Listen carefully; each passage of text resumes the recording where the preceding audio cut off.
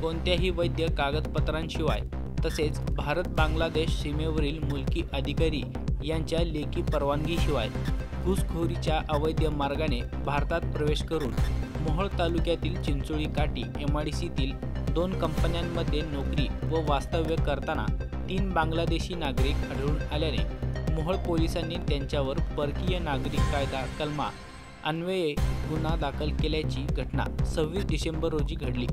दिनांक 26 डिसेंबर रोजी दहशतवाद विरोधी पथक सोलापूर युनिटला मोहोळ तालुक्यातील चिंचोळी MIDC येथे बांगलादेशी नागरिक अनधिकृतरित्या वास्तव्य व नोकरी करत असल्याची माहिती मिळाली।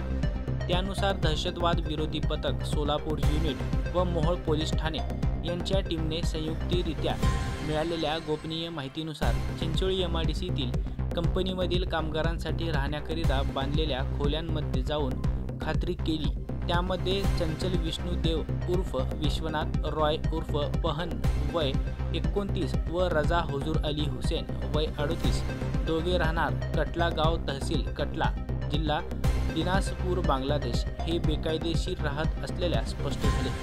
पोलिसांच्या पथकाने चंचल रॉय याच्याकडे अधिक चौकशी करत बांगलादेश येथील आणखी कोणी साथीदार आहेत काय अशी विचारणा केली असता त्याने जवळच्याच एका दुसऱ्या कंपनीमध्ये एक साथीदार असल्याचे सांगितले।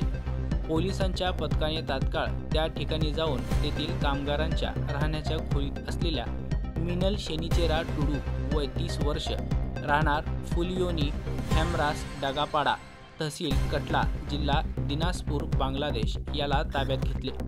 या प्रकरणी गुरुवारी रात्री उशिरा मोहोळ पोलीस ठाण्यात गुन्हा दाखल करण्यात आला असून याबाबतची फिर्याद पोलीस हेड कॉन्स्टेबल गोपाळ सागरे यांनी दिली।